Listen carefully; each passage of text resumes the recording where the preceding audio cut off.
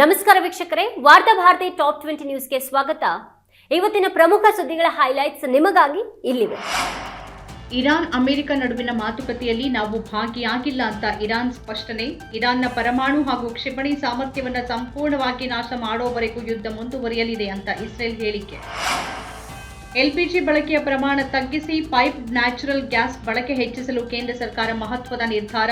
PNG ಸೌಲಭ್ಯವಿರುವ ಕಡೆಯಲ್ಲಿ LPG ಪೂರೈಕೆ ಸ್ಥಗಿತಗೊಳಿಸೋಕೆ ಹೊಸ ನಿಯಮ. ಆರ್ಸಿಬಿ ತಾಲೀಮಿನ ವೇಳೆ ಆರಂಭಿಕ ಜೊತೆಗಾರ ಫಿನ್ ಸಾಲ್ಟ್ಗೆ ಥ್ರೋಡೌನ್ ಮಾಡಿದ ವಿರಾಟ್ ಕೊಹ್ಲಿ. ಕಳೆದ 1.5 ದಶಕದಿಂದ ಬೌಲಿಂಗ್ ಮಾಡಿದ ಕೊಹ್ಲಿ ಈಗ ಚೆಂಡೆಸೆದಿರುವ ವಿಡಿಯೋ ವೈರಲ್. ಸತತ 2ನೇ ದಿನವೂ ಚೇತರಿಕೆಯ ಹಾದಿ ಹಿಡಿದ ಭಾರತೀಯ ಷೇರು ಮಾರುಕಟ್ಟೆ. ಹಸಿರು ಬಣ್ಣದಲ್ಲಿ ವಹಿವಾಟು ಮುಗಿಸಿದ ಸೆನ್ಸೆಕ್ಸ್ ಮತ್ತು ನಿಫ್ಟಿ ಸೂಚ್ಯಾಂಕ.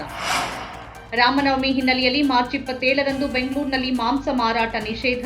ಗ್ರೇಟರ್ ಬೆಂಗಳೂರು ಪ್ರಾಧಿಕಾರದ ಸುತ್ತೋಲೆ. ಗ್ಯಾರಂಟಿ ಯೋಜನೆಗಳ ಅನುಷ್ಠಾನ ಪ್ರಾಧಿಕಾರದ ಅಧ್ಯಕ್ಷರು ಉಪಾಧ್ಯಕ್ಷರ ವೇತನ ಬಹಿರಂಗ. ಅಧ್ಯಕ್ಷರಿಗೆ ಮಾಸಿಕ 5.98 ಲಕ್ಷ ರೂಪಾಯಿ, ಉಪಾಧ್ಯಕ್ಷರುಗಳಿಗೆ 4.4 ಲಕ್ಷ ರೂಪಾಯಿ ಸಂಬಳ. ಇದು ಕನ್ನಡಿಗರ ತೆರಿಗೆ ಹಣದ ಲೂಟಿ ಎಂದ BJP. LPG cylinder refill booking ವದಂತಿ ಕುರಿತು ಕೇಂದ್ರ ಸರ್ಕಾರದಿಂದ ಸ್ಪಷ್ಟನೆ. ಸಿಂಗಲ್ ಡಬಲ್ ಸಿಲಿಂಡರ್ಗೆ ಪ್ರತ್ಯೇಕ ಬುಕ್ಕಿಂಗ್ ಅವಧಿ ಇಲ್ಲ ಅಂತ ಪೆಟ್ರೋಲಿಯಂ ಮತ್ತು ನೈಸರ್ಗಿಕ ಅನಿಲ ಸಚಿವಾಲಯದ ಸ್ಪಷ್ಟನೆ. ರೀಫಿಲ್ಗೆ ನಗರ ಪ್ರದೇಶಗಳಲ್ಲಿ 25 ದಿನ, ಗ್ರಾಮೀಣ ಪ್ರದೇಶದಲ್ಲಿ 45 ದಿನಗಳು ನಿಗದಿ. ಉತ್ತರ ಸಿಕ್ಕಿಂನಲ್ಲಿ ಭಾರೀ ಗಾಳಿ ಮಳೆಗೆ ಭೂಕುಸಿತ. ಚುಂಗ್ ಥಾಂಗ್ ಪ್ರದೇಶದಲ್ಲಿ ಸಿಲುಕಿದ 200ಕ್ಕೂ ಹೆಚ್ಚು ಪ್ರವಾಸಿಗರಿಗೆ ಐಟಿಬಿಪಿ ಶಿಬಿರ ಹಾಗೂ ಗುರುದ್ವಾರದಲ್ಲಿ ವಸತಿ ಮತ್ತು ಆಶ್ರಯ ವ್ಯವಸ್ಥೆ. ಪೆಟ್ರೋಲ್ ಡೀಸೆಲ್ ಕೊರತೆ ಇಲ್ಲ, ಭೀತಿಯಿಂದ ಹೆಚ್ಚು ಖರೀದಿ ಮಾಡಬೇಡಿ, ಜನತೆಗೆ ತೈಲ ಕಂಪನಿಗಳ ಮನವಿ. ಬುಧವಾರ ಸಂಜೆ ನಡೆಯಲಿರುವ ಪಶ್ಚಿಮ ಏಷ್ಯಾ ಬಿಕ್ಕಟ್ಟು ಕುರಿತ ಸರ್ವಪಕ್ಷ ಸಭೆ. ಪ್ರಧಾನಿ ಭಾಗವಹಿಸಬೇಕು ಅಂತ ಪಟ್ಟು ಪ್ರತಿಪಕ್ಷ ಬಿಜೆಪಿ ನಡುವೆ ವಾಗ್ವಾದ. 25ರಿಂದ 30 ಬಾಲಕಿಯರ ಮೇಲೆ ಲೈಂಗಿಕ ದೌರ್ಜನ್ಯ ಆರೋಪ. ದಕ್ಷಿಣ ಗೋವಾ ಪೊಲೀಸರಿಂದ ಬಿಜೆಪಿ ನಾಯಕನ ಪುತ್ರನ ಬಂಧನ. ಬಿಜೆಪಿ ಕೌನ್ಸಿಲರ್ ಪುತ್ರ ಸೋಹಂ ಸುಶಾಂತ್ ನಾಯಕ್ ಬಂಧಿತ ಆರೋಪಿ. ಕೊರೋನಾ ಸಮಯದಲ್ಲಿ ಮಾಡಿದಂತೆ ಕುರಿಗಳ ಹಿಂಡಿನಂತೆ ಸಾಯೋಕೆ ನಾವು ಸಿದ್ಧರಿಲ್ಲ. ಪ್ರಧಾನಿ ಮೋದಿ ವಿರುದ್ಧ ನಟ ಕಿಶೋರ್ ಕುಮಾರ್ ಪರೋಕ್ಷ ವಾಗ್ದಾಳಿ. ಲೋಕಸಭೆಯಲ್ಲಿ ಹಣಕಾಸು ಮಸೂದೆ 2026 ಅಂಗೀಕಾರ. ಮಸೂದೆಗೆ ವಿರೋಧ ವ್ಯಕ್ತಪಡಿಸಿದ ಕಾಂಗ್ರೆಸ್ ಸಂಸದ ಮನೀಶ್ ತಿವಾರಿ. ತೃಣಮೂಲ ಕಾಂಗ್ರೆಸ್ನ ಸೌಗತಾ ರೇ ಮತ್ತು ಡಿಎಂಕೆಯ ಟಿ ಸುಮತಿ ಸೇರಿದಂತೆ ವಿರೋಧ ಪಕ್ಷದ ಸಂಸದರು. ಕರ್ನಾಟಕ ಸಾಹಿತ್ಯ ಅಕಾಡೆಮಿ ಪ್ರಶಸ್ತಿ ಪ್ರಕಟ. ವಾರ್ತಾ ಭಾರತಿ ಸಂಪಾದಕೀಯ ಕೃತಿಗೆ ಬಿವಿ ವೀರಭದ್ರಪ್ಪ ದತ್ತಿ ಪ್ರಶಸ್ತಿ. ವಾರ್ತಾ ಭಾರತೀಯ ಸುದ್ದಿ ಸಂಪಾದಕ ಬಿಎಂ ಬಶೀರ್ ಅವರಿಗೆ ಸಾಹಿತ್ಯ ಶ್ರೀ ಪ್ರಶಸ್ತಿ.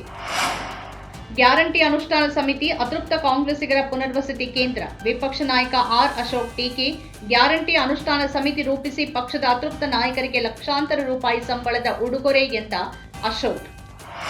ಬೆಂಗಳೂರಿನ ವಿವಿಧೆಡೆ ಪೊಲೀಸರ ಕಾರ್ಯಾಚರಣೆ. 5 ಮಂದಿ ಡ್ರಗ್ ಪೆಡ್ಲರ್ಗಳ ಬಂಧನ. 11.04 ಕೋಟಿ ರೂಪಾಯಿ ಮೌಲ್ಯದ ಮಾದಕ ವಸ್ತು ವಶ. ಸೋನಿಯಾ ಗಾಂಧಿ ಆಸ್ಪತ್ರೆಗೆ ದಾಖಲು. ಕೇರಳ ಭೇಟಿ ರದ್ದುಗೊಳಿಸಿದ ರಾಹುಲ್ ಗಾಂಧಿ. ಹವಾಮಾನ ಬದಲಾವಣೆಯಿಂದ ಸೋನಿಯಾ ಗಾಂಧಿ ಅಸ್ವಸ್ಥಗೊಂಡಿರುವುದಾಗಿ ವರದಿ.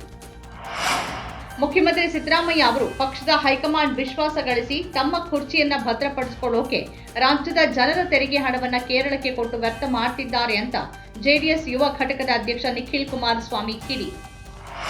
ಪೋಕ್ಸೋ ಪ್ರಕರಣಕ್ಕೆ ಸಂಬಂಧಪಟ್ಟಂತೆ ಸ್ವಾಮಿ ಅವಿಮುಕ್ತೇಶ್ವರಾನಂದ ಸರಸ್ವತಿ ಮತ್ತು ಅವರ ಶಿಷ್ಯ ಮುಕುಂದಾನಂದ ಬ್ರಹ್ಮಚಾರಿ ಅವರಿಗೆ ಅಲಹಾಬಾದ್ ಹೈಕೋರ್ಟ್ ಬುಧವಾರ ನಿರೀಕ್ಷಣಾ ಜಾಮೀನು ಮಂಜೂರು ಮಾಡಿದೆ.